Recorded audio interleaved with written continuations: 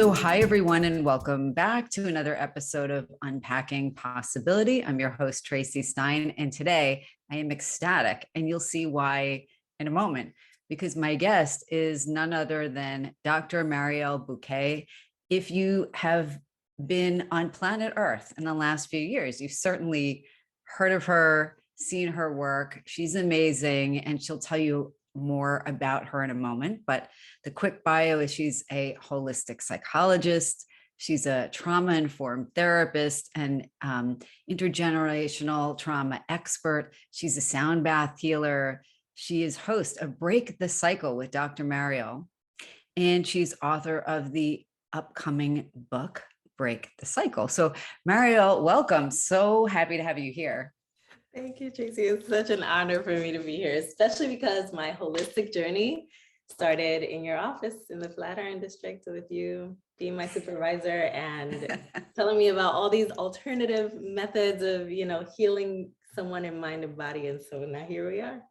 I am so honored, and I'm so glad that we have stayed connected all of this time. So we'll talk more about your journey, but I meant what I said. You are a trailblazer. You're really doing all of these things to make the world a better place in a way that makes them accessible. So I want you to talk a little bit about you and your journey and your inspiration, any aha moments when you were like, this is what I'm supposed to do. Mm-hmm. This is like such a fascinating journey because I think there have been like a lot of pivotal moments. And then also like, I feel like some of it has just been like me going with the flow, which I guess is a good thing. Therapy it's my second career. So it definitely, wasn't something that I grew up aspirationally wanting to do.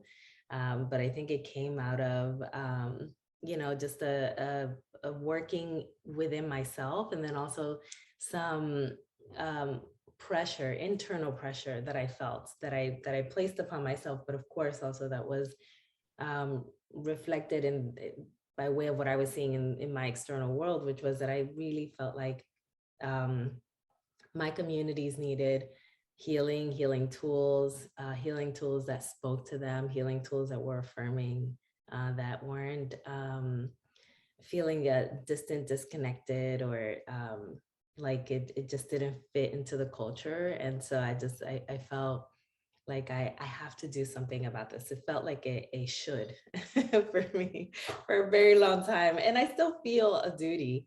But I think that, that has definitely like helped me to stay the course when it comes to creating educational content around psychology. And, my journey, as you know, like we met over at Columbia University at Teachers College, and the holistic journey, which I am so, I don't even know how everything like synergized to get us to, to the place where we started doing like holistic work together. But I can't imagine therapy not being this way.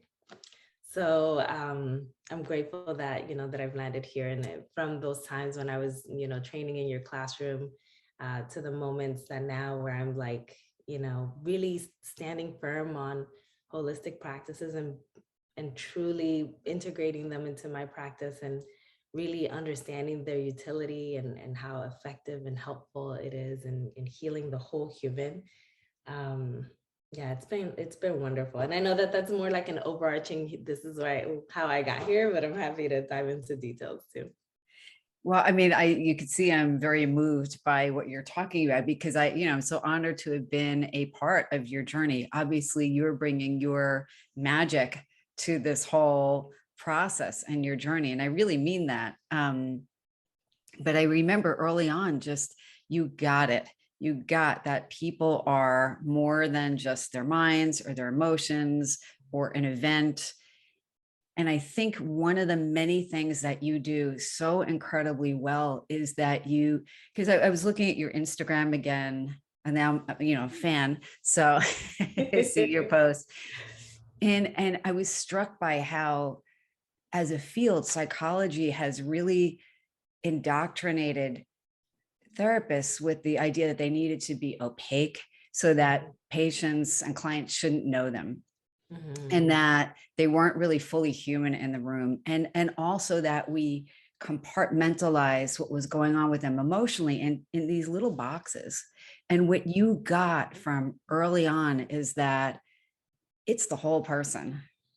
I'm sorry, you can hear my foster kittens meowing. I love it. I love it. You hear It's the very pitter real patter of of my pet. He's already pitter pattering over here behind me. So it's I pet love it. time. But your posts in like 30 seconds. This is honestly, it's brilliant because you communicate with people in the way that makes them feel heard and understood. You're you're telling them the truth and you're direct, but you do it in such a loving way. And I have my tea here. I hear your head now in my mind I saying the tea is hot. I don't say it, but I hear you saying it. I love it. I love it so much. And the tea is definitely, like I feel like when I started to bring myself, I call it the sauce, and I started calling it the sauce on my graduation day at Columbia. Like I remember um, and you know this, it still makes me a little tender when I talk about it, but the immensity of imposter syndrome that I felt there, um, constantly feeling like I didn't belong or like I needed to prove my voice, and like my voice had a place, or that what I was saying about healing had a place. Not only was I talking about healing individuals that were held at the margins of society, which is already unpopular opinion and in the field of psychology, and I was doing it at the depths that I don't think people were ready for. Um, but I was also layering the mind, body, spirit perspective on top of that. And everybody was like, what are you talking about? Like, this is too much. Like we're just not there in the field of psychology. We weren't there 10 years ago. We're not there, as I see it, still like where we need to be. And so, it just, I just had to believe it in order to like, just, stay the course and like continue relaying the message about what I understood to be true. Um, and this whole new like social media, I mean, I've been on it for 6 years continuously, like, doing work, but it is very synonymous to therapy, in that it's like an art, right? Like it's science and art kind of synergize together. Like you have to understand what the message needs to relay, and then compartmentalize it to be social media friendly. And I tell you, I'm learning every single day how to do that more effectively. And the tea time kind of versions out of that, out of me wanting to just drop little nuggets, but drop it in a way that felt authentic to me, which is why there's an infusion of humor. There's an infusion of like lightheartedness, that sauce that I talk about, like me just being my, flamboyant Dominican Black self that, just wants to be, live out loud. So all of that is like just, kind of dropped in there. I love it. I love it. And honestly, you reach people in a way, you make important information accessible, and you make it something people listen to, I think, and say, I didn't even realize I needed to hear that. And Mhm. I did. And you touch them. And again, it's masterful because it's sometimes in like 15 seconds. Mhm. And I love that you're bringing Mhm. your authentic self and all of your special gifts and talents and acquired knowledge and wisdom and all of that. But again, it's because you alluded to this a moment ago, that the field, like it feels like the field's not ready for it, and I hear you, Mhm. because so often the science part, even if it informs people's work, it's not delivered in a way to actual people that is usable Mhm. or digestible.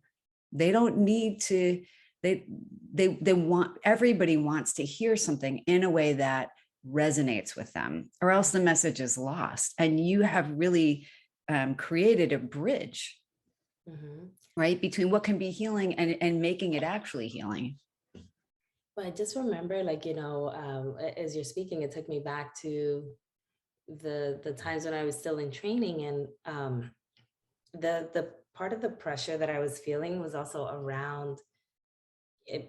I was writing my dissertation, and I was like, where's this gonna go? And it wasn't going anywhere where the people that I was hoping could read it for their own benefit would read it. It was just going into some, ivory tower locked vault under like some paid wall, peer reviewed place that, was inaccessible.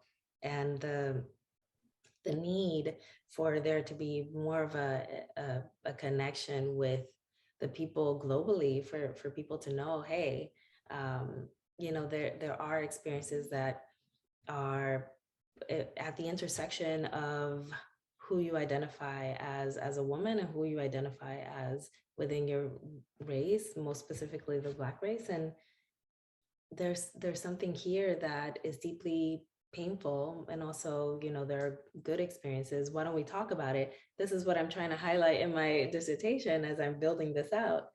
And it felt so isolated. I felt like I was in a silo. I felt like it was me search. So I was definitely embodying a lot of the stress of like writing these truths.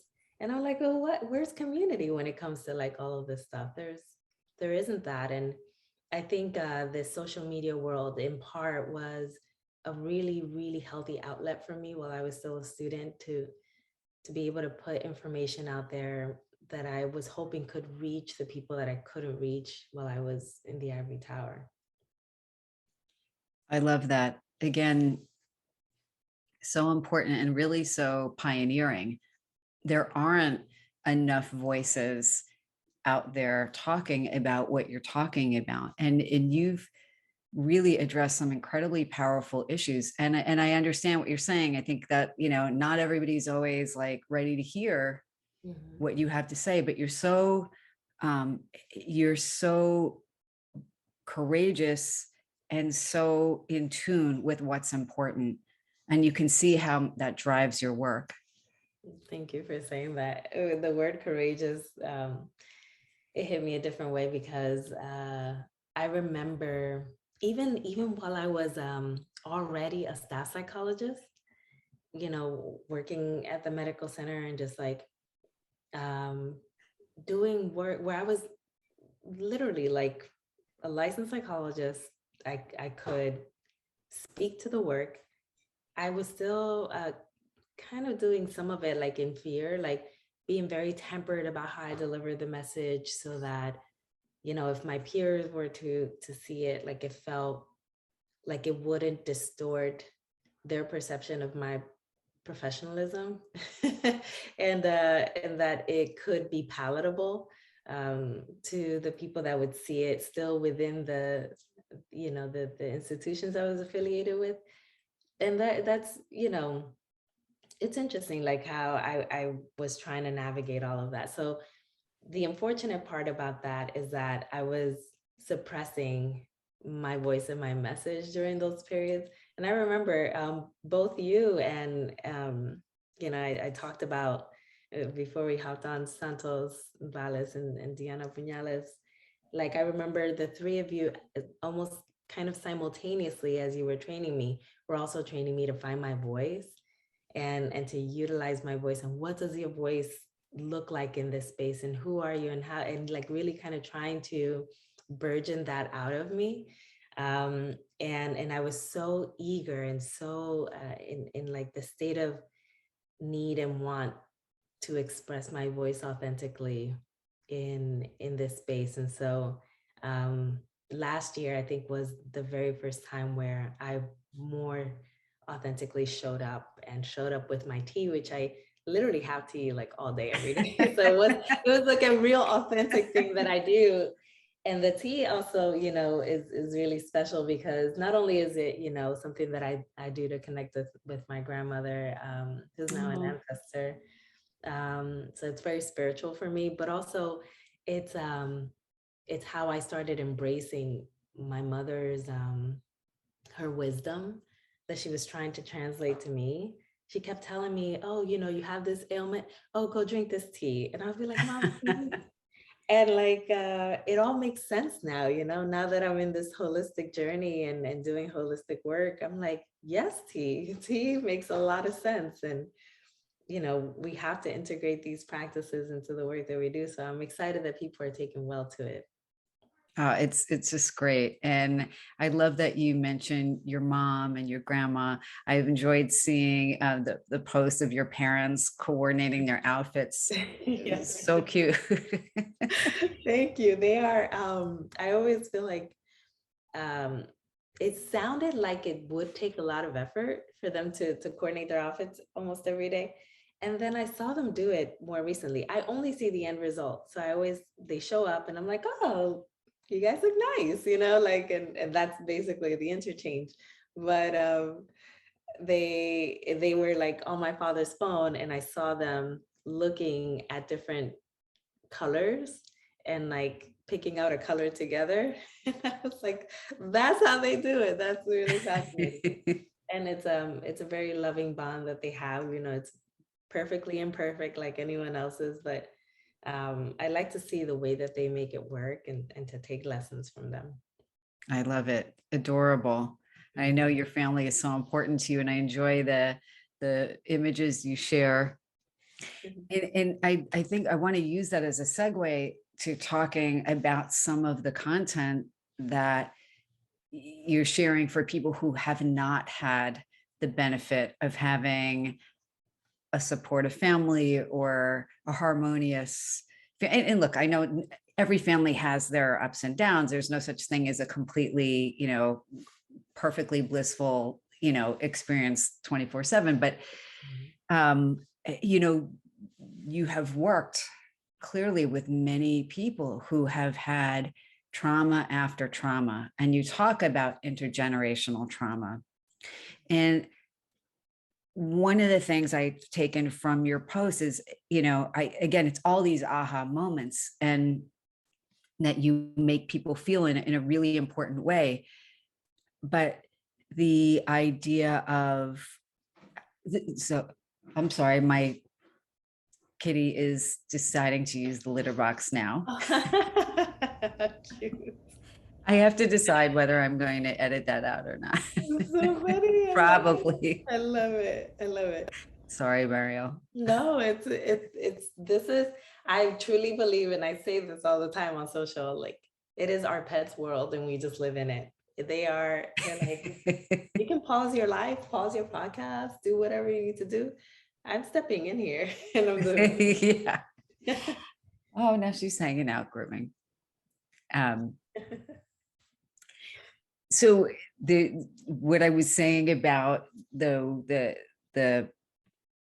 messages that you have that I think really resonate with people who haven't been communicated with in a way that really gets them in the way that you do. Honestly, I think it's rare that somebody who is so traumatized has somebody with the ability to kind of step inside their experience and reflect something to them that's essential for them to hear in a way that is still loving and compassionate and empathic.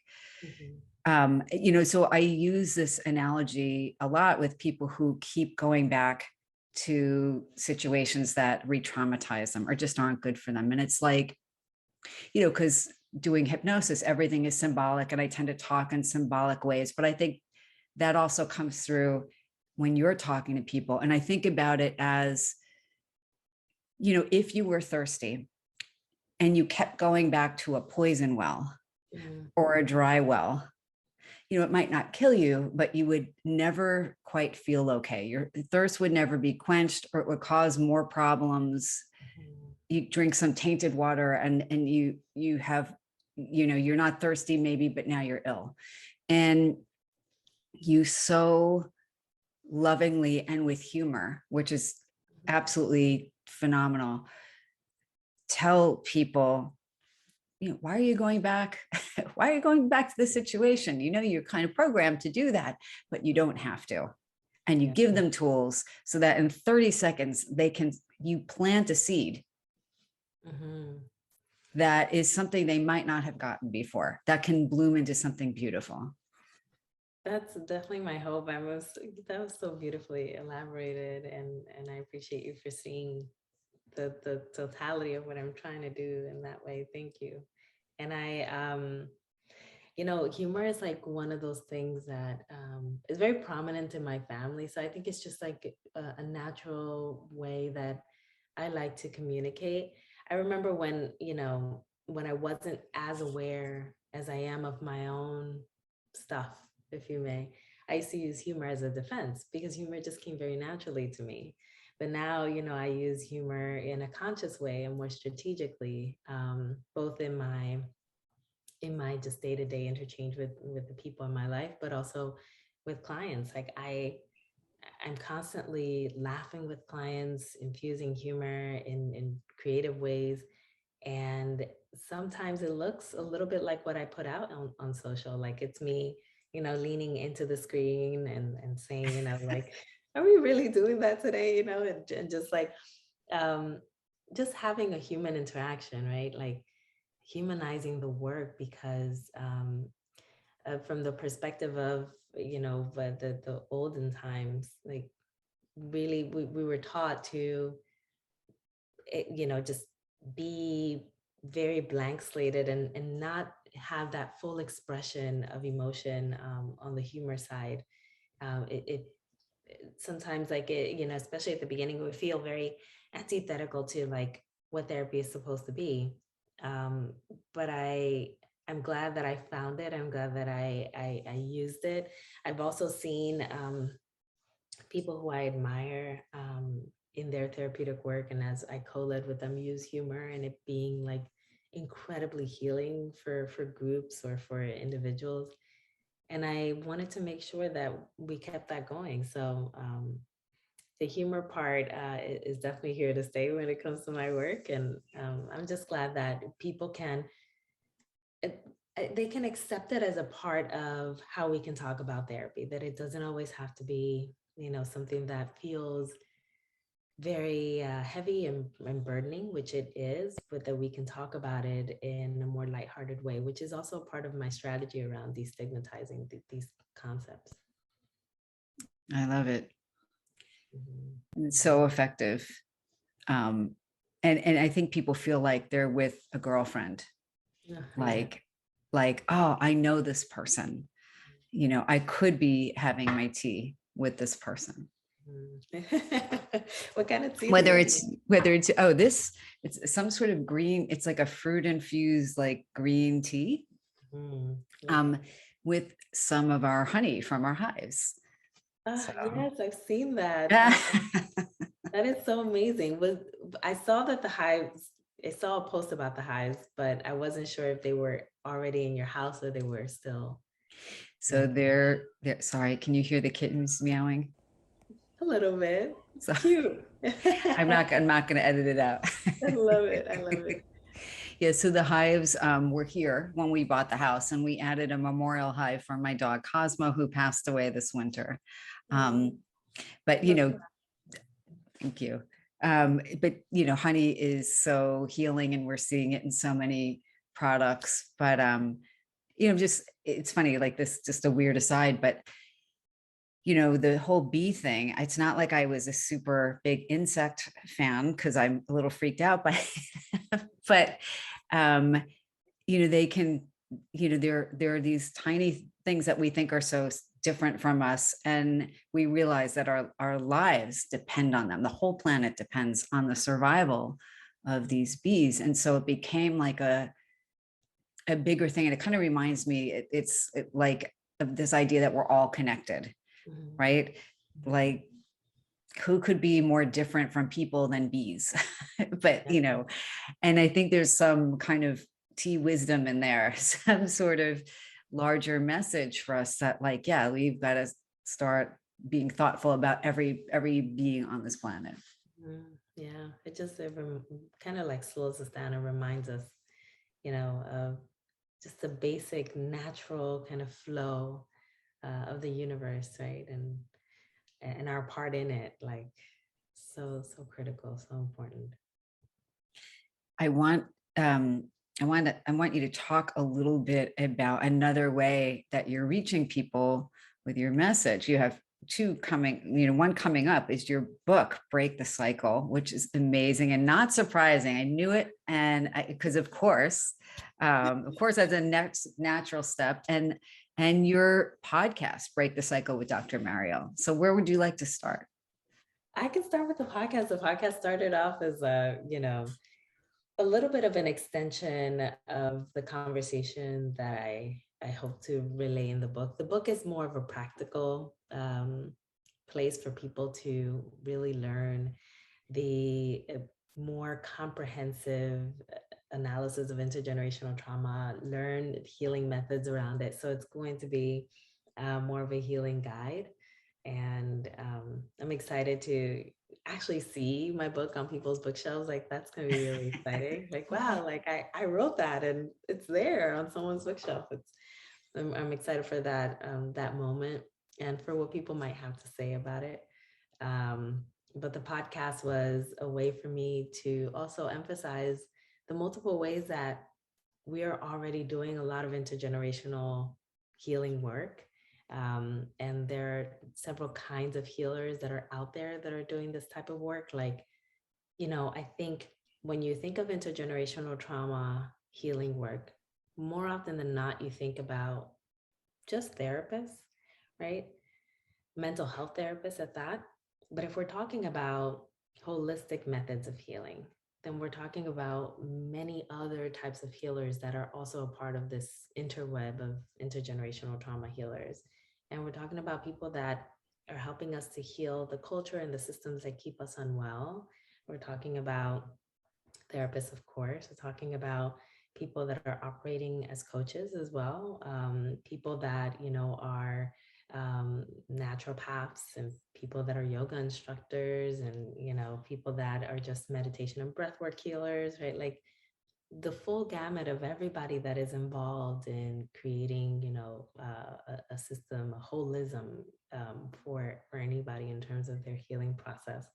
So in the podcast, I started off, wanting to just have conversations with people that I already see some element of intergenerational trauma work being reflected in their work. And I was like, why don't we unpack that a little bit more? Let's talk about how you approach it and the different ways that we can heal the multitude of layers of intergenerational trauma. I love it. It's great. And I caught part of a recent podcast, really just so engaging, so good, so important. And again, I think that, the response tells you that what you're doing really connects with people. Yeah. I reconnected with your work recently because, in writing the book, I'm not done yet, but it's lengthy and it's very emotional. Of course. I realized, it pulls from you and it, I think it's emotional also because it's stretching me a little bit. Like I have to write in a way that is very different than the academic writing I'm used to.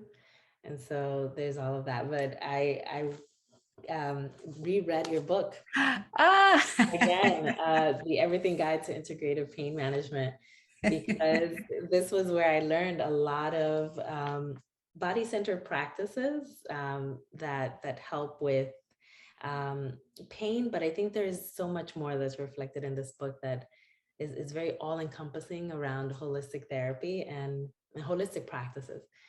And my book is very holistic, of course, it would be, right, in its approach. And so I wanted to go back to, some of the methods that I had learned through our work together, but also through this book. And it was really helpful because it brought me back in time and I was like really sitting with the moment and, it was just, again, emotional in that way, but also, newly informative, even though I knew some of these things from reading it the first go around.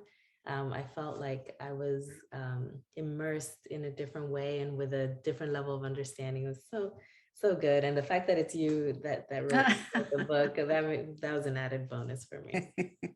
Thank you. I am so honored, truly. And I can't believe you still have a copy of the book and I appreciate it. Yeah, that's gonna hopefully be in my bookshelf for a while. Yay. Maybe forever.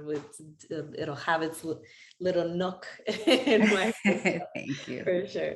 Thank you. Mhm. It's interesting because, you know, uh, from your work with individuals as well. I mean, not just, I'm so honored that you read my book, but even without that, you would know that trauma is so associated with pain, physical pain, like all the stuff we hold in our bodies. And, in a way that was kind of a radical book to write. Yeah, Um, so I like to think that now, as you are writing about this mind, body, spirit approach to healing emotional pain, that it is less radical. But I understand what you were mentioning a little while back about how, there are people who just are like, oh, like that's, psychology is this, mhm, therapy is this. And it's like, no, it's this. mhm, And every part of our lives is so interconnected. yeah. I'm wondering how many of your clients with trauma do come and have physical pain issues that are really hard to manage. And I'm wondering to what extent you've seen that. Well, I see it when we start attending to it. Like when I start helping them to focus on their body more, they're like, oh, I feel it here. Oh, that pain has been there for a while. And then we're actually, taking notice and then taking action to the pain. But it's, as I'm writing this book, right now, I think I'm at like almost 300 resources that I've read through for the book. It is, in the research, I have been able to open my eyes to so many ways in which the body is implicated in the theory of stress, in which the body is a depository for stress, that I think we just have not given enough credit to. And the ways in which the body becomes inflamed because of stress, and how that inflammation is both pain producing and produces other things that the body, that start to disintegrate the body either temporarily or long term. And I'm like, oh my goodness, like we're existing in inflamed bodies. We're existing in like, you know, um, our temple is just really struggling, and we can get at the mind all that we want. And that is a really important feature of our wellness and our health. But if we are working with the mind and forgetting about the body and forgetting about the spiritual side of things, and how we, are disconnected from ourselves, from higher powers, from the world, the universe, then we're only doing a portion of the work, and we're leaving people to be caught up in the cycle of returning to our offices for the entirety of their lives because they're not getting better. It's so true. It's Mhm. so true. Um, Sometimes when a new person comes to me or is checking me out, and says, well, how long will this take? I'm like, my goal isn't to have you coming for the next 20, 30, 40 years. But, you know, that there's it's more than just the one thing that somebody's coming in with. And again, I love that you attend to that so well, both in your practice and, in the larger kind of work that you're doing, because it's so true. Yeah. And I'd like to temper expectations, right? Because people come in with like 40, 50 years of trauma, and we need time to undo a lot of, what has been implanted in their minds, bodies, and spirits, right? So the work is lengthy, but I definitely don't want, for them to feel like the work has to extend until their 70s and 80s, right? Like I want I want them to take away real concrete, very comprehensive and all-encompassing skills to then reproduce for the entirety of their lives to stay well, right? Preventative methods and also reactionary methods, like the full gamut of things. Absolutely. I'm wondering if you want to give a sneak peek and share a few things, a few tools Mhm. that you are recommending to people in your book. Mhm. And if you would like, there's no pressure, although it always sounds like pressure, but you are welcome to do a brief exercise if you would like. Oh, I love that. Um, let's see. Well, one of my favorite things to do, which oh my, like I've been doing it a lot more recently, and it's actually really beautiful to see when clients are willing to engage in this, and it's ancestral meditations or ancestral journaling that can help us to really tap into our breath.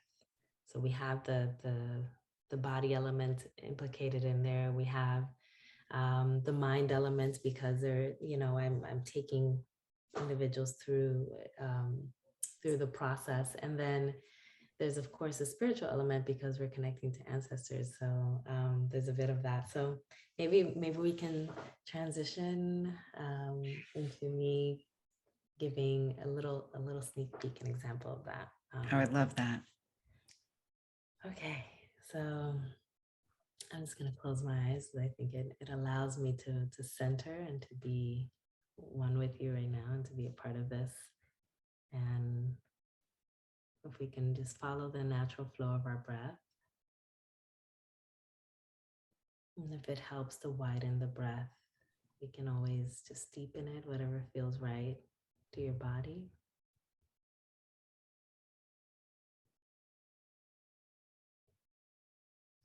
And with the next inhale, if we can just envision an ancestor that wishes you well, someone who wants to see you walk this path of healing, wants to see you grounded and rooted in yourself, wants you to shed the weight of multiple layers and multiple generations of intergenerational trauma. We can envision them as a beautiful aura, light, just coming to us, and allow them to shower you in that light. And if you can breathe in your next breath and just take in the wisdom and love that they're imparting upon you.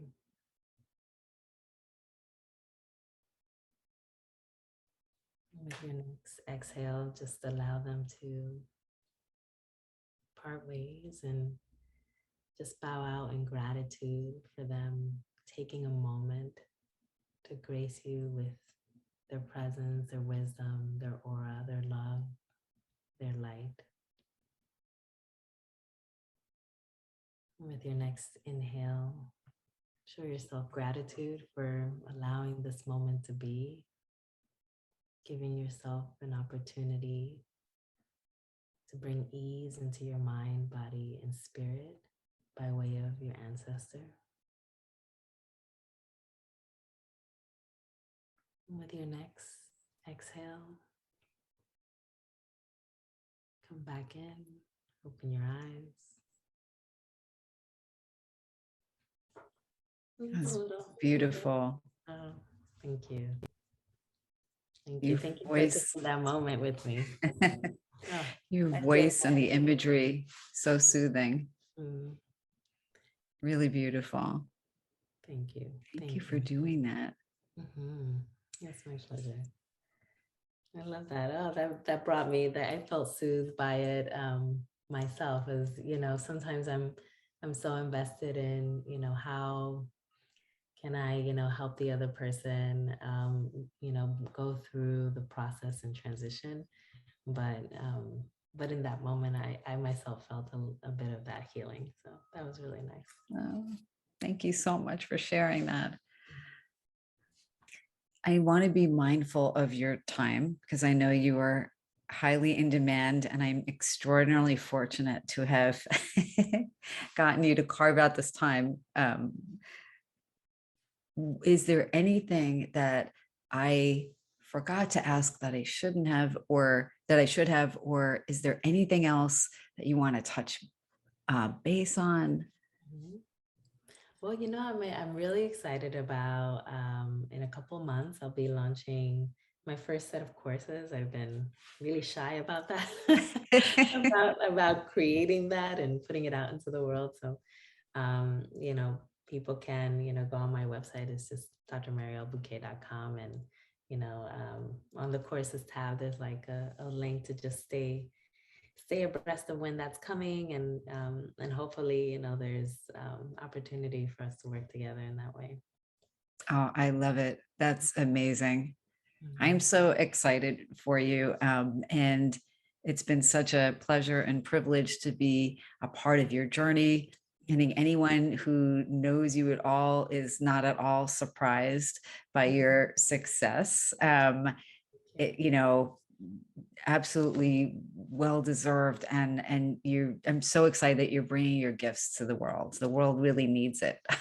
Thank you, Tracy. Thank you. And I'm here because I have a lot of people that have poured into me, you being one of them. And I'm just really grateful for you, for your friendship, for, your mentorship, and, helping me to believe in myself and find my voice in this journey. And so it's good to be here. Oh, thank you so much. And likewise, such a pleasure, truly. And I'm so cherish our continued friendship.